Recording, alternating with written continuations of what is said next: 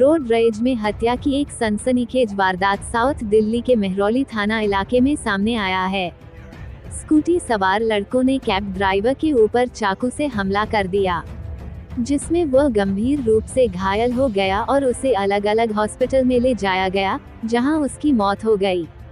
Police से मिली जानकारी के अनुसार यह वारदात मेहरौली थाना इलाके की कालूराम चौक के पास हुई है।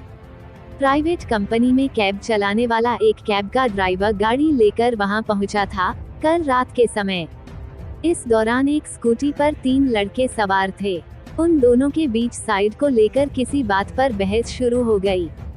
बात इतनी बढ़ गई कि फिर गाली गलौज होने लगा और फिर हाथापाई की नौबत आ गई। इसी बीच एक लड़के ने चाकू से कैब ड्राइवर के ऊपर हमला कर दिया। चाकू ड्राइवर के सीने में लगी और वह वहीं पर गिर गया। ड्राइवर के गिरते ही आरोपी लड़के वहां से भाग गए।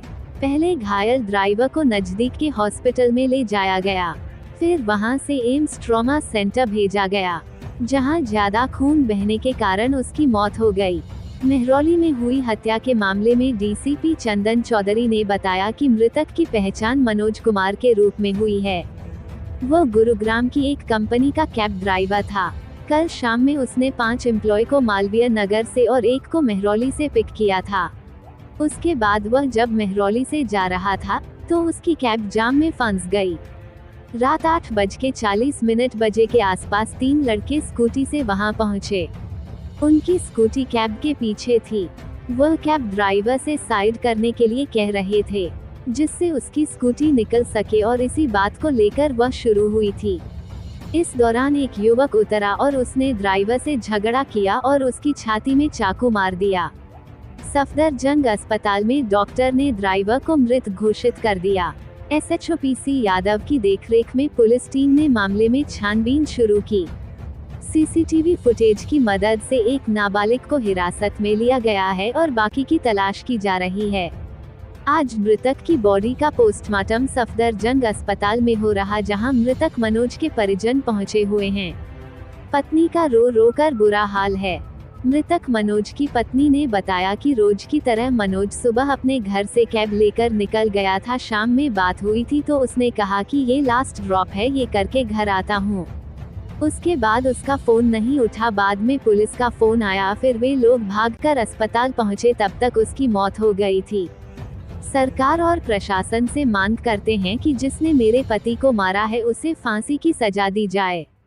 वहीं मृतक मनोज के पापा और मामा ने बताया कि वे लोग जयपुर के रहने वाले हैं। मनोज रोजी रोजगार के चक्कर में दिल्ली आया था। मनोज 3 भाई बहन में सबसे बड़ा था। 2 साल पहले उसकी शादी हुई थी। वो काफी मृदुलभाषी था। हमें इंसाफ चाहिए। दिल्ली से आर सोनी न्यूज के लिए कैमरामैन राहुल के साथ संजीव सिंह की रिपोर्ट। नाम है आपका? निशा शर्मा। निशा जी, मनोज के साथ आप रहती थी दिल्ली में। हाँ। और कब घर से निकले थे और कब आपकी लास्ट बात हुई थी? 8:30 बजे के करीब बात हुआ था मेरा। वो बोले कि मैं ड्रॉप करके लेके बस आ ही रहा हूँ। उसके बाद मैं फोन लगाती रहेगी, मेरा फोन नहीं। उसके बाद मेरे से बात ही नहीं हुई।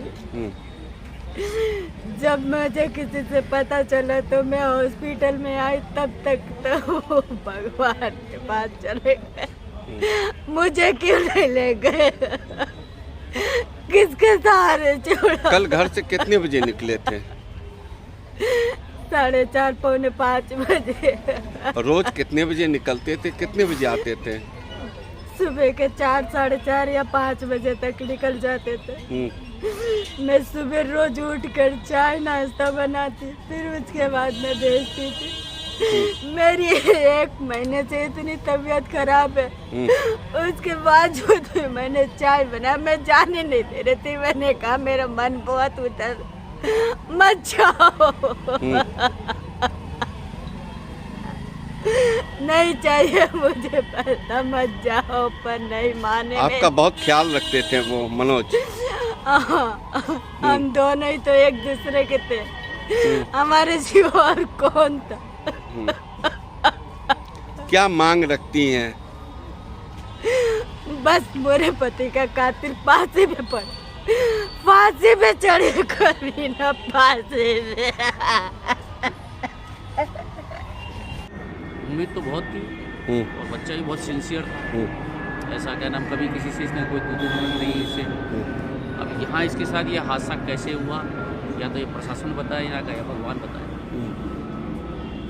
क्योंकि बच्चा कभी किसी से तू मैं भी नहीं करता। मनोज के जाने से घर में कितना सदमा है? सदमा तो पूरे परिवार को क्या नाम है कि अब क्या बताएं, क्या नाम है कितना बड़ा सदमा लगा ये। सदमा छोटा मोटा नहीं है, बराबर का बच्चा गया, सदमा छोटा थोड़ी। सबसे बड़ा भगना था और पता चला कि घर का बहुत ख्याल रखता था। घर का पूरा ख्याल रखता था, पूरा रिस्पॉन्सिबिलिटी थी उसके ऊपर और पूरी जिम्मेदारी संभालता भी था। ऐसा नहीं है कि नहीं संभालता। दिल्ली पुलिस से, सरकार से क्या मांग रखते हैं आप लोग? हमें इसका निष्पक्ष क्या नाम है कि परिणाम चाहिए और जो जिन्होंने किया है ये काम उनको पूरी सज़ा मिलनी चाहिए, ताकि अब वो कह रहे हैं क्या नाम है कि बच्चे को क्या नाम चलती गाड़ी में उन लोगों ने मतलब ऐसे मारा।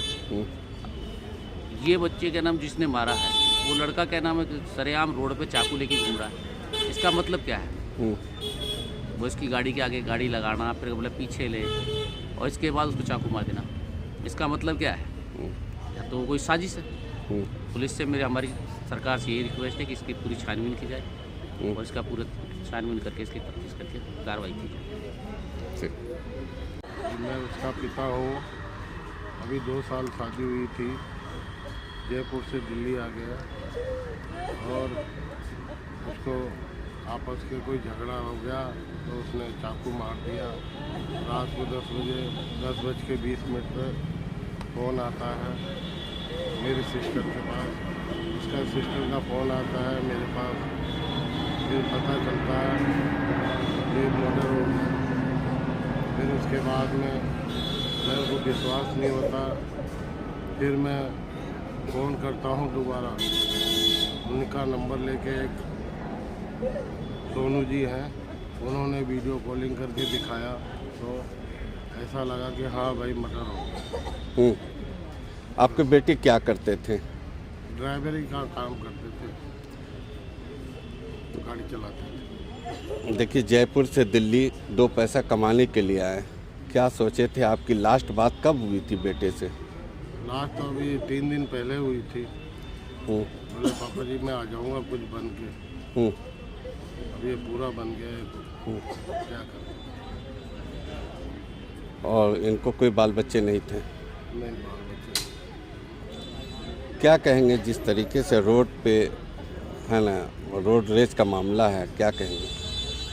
देखो जी मैं तो क्या कहूँ, बाकी यहाँ की सरकार को सोचना चाहिए कि क्या करना चाहिए क्या नहीं करना चाहिए, सबका ध्यान रखना चाहिए। ऐसी सरकार जो ध्यान नहीं रख सके क्या मतलब की। कितने बच्चे हैं आपको? 3 बच्चे हैं।